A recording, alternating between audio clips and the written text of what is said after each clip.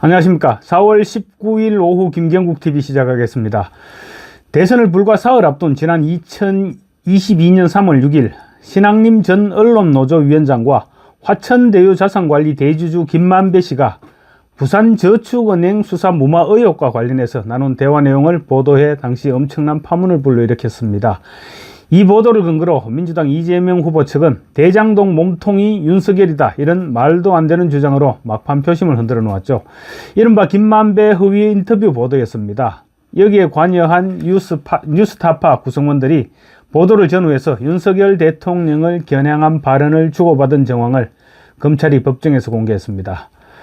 검찰은 이 같은 대화 내용을 근거로 뉴스타파 측이 내용의 허구성을 인식하면서도 보도를 강행했던 것이 아니냐, 이런 의심을 하고 있습니다. 검찰은 신앙림 전 뉴스타파 전문위원이 보도 시점과 관련해서 폭발적이고 파괴적인 타이밍을 고려한 것이다, 이렇게 언급했다고도 밝혔습니다.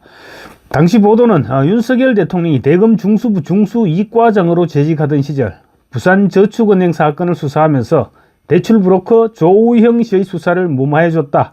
그래서 대장동 사건이 거기서부터 출발했다, 이런 취지였습니다. 검찰은 이 같은 내용이 사실과 다르며 고의적인 허위 보도였다고 보고 있습니다. 강백신 반부패 수사 1부장이 이끌고 있는 서울중앙지검 대선 개입 여론조작 특별수사팀은 오늘 서울 서부지법에서 열린 뉴스타파 편집기자 윤모 씨의 공판 전 정인신문에서 이 같은 대화 내용이 담긴 문자 메시지 자료를 공개했습니다. 검찰이 제시한 문자 메시지에 따르면 대선 직전이었던 2022년 3월 6일 뉴스타파 한상진 기자는 김용진 대표에게 신앙림 씨의 노트 내용을 설명했습니다. 이 노트는 신앙림 씨가 대장동 민간업자 김만배 씨와 대화하면서 적은 것으로 박수영 전 특검, 박영수 전 특검, 화천대유 이런 내용들이 기재됐다고 합니다. 김 대표가 윤석열 이름은 없나, 이렇게 묻자 한 기자는 윤석열 이름은 안 들었네요, 박영수, 조우형만 이라고 대답했습니다. 그러자 김 대표는 아깝네, 이렇게 얘기했고 한상진 기자 역시 네, 아까워요 라고 동조했습니다. 검찰은 해당 인터뷰의 보도 직후 한상진 기자가 지인으로부터 예쁜 짓 했다, 이런 메시지를 받았고 또 윤석열도 잡아야죠, 한껏 했습니다 라고 답신했다는 자료도 공개했습니다. 거의 윤석열 저격팀이었던 것 같습니다.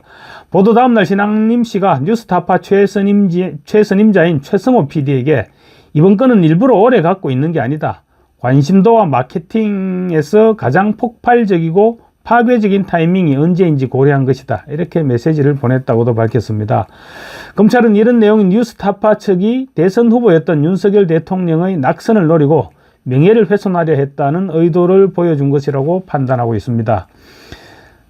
다만 보도 전후로 한 기자나 김 대표, 신 씨 등으로부터 이재명 후보의 당선과 윤석열 후보의 낙선을 기대한다는 취지의 발언을 들어본 적이 있느냐는 검찰의 질문에 윤 씨는 없다고 잘라 말했습니다. 검찰은 부산저축은행 수사 무마 의혹과 관련해서 박영수 전 특검이 변호인을 통해서 기억나지 않는다, 이런 취지의 입장을 밝히자 한상진 기자가 김용진 대표에게 사실상 인정했다고 본다고 보고한 내용도 제시했습니다.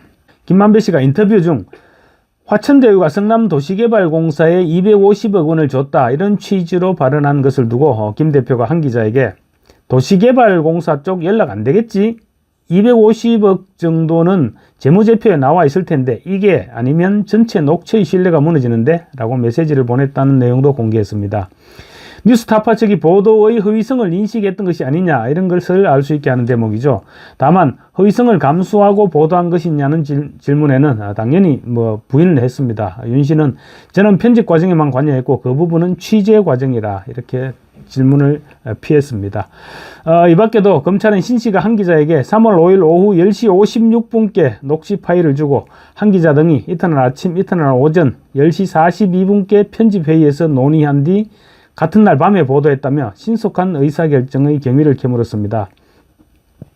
또 보도되지 않은 촬영 영상 중에 신 씨가 회사, 그러니까 뉴스타파죠, 뉴스타 회사에 보고했다고 말하자 한 기자가 보고했다고 말씀하시는 건 적절하지 않고 공개를 결심했다고 말해야 될 것 같다라고 정정하는 부분도 담겨 있다고 말했습니다.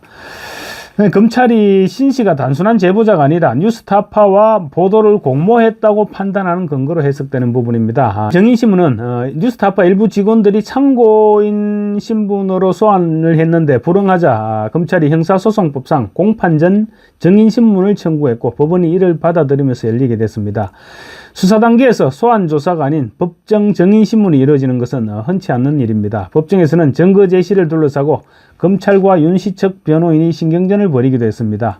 변호인은 증거의 성립을 인정하는 절차 없이 적법한지 위법한지 알 수 없는 증거를 현출하는 것은 형사소송법의 절차를 악용하는 셈이 된다고 주장했습니다. 반면 검찰은 수사 절차의 하나로 진행되는 신문인 만큼 참고인 조사에서 제시할 수 있는 자료를 제시하지 못한다면 형평에 맞지 않는다고 반박했습니다. 재판부는 절차에 대한 명확한 법규나 판례가 없다면서 검찰이 우선 신문 상대방에게 증거를 보여준 뒤 신문을 하도록 중지했습니다.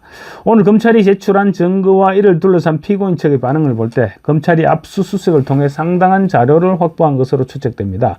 총선이 끝나면서 검찰의 대선 개입 여론조작 수사에도 이제 탄력이 붙고 있습니다. 조만간 검찰 수사를 통해서 여론조작 실태가 명명백백하게 드러나지 않을까 기대됩니다. 감사합니다.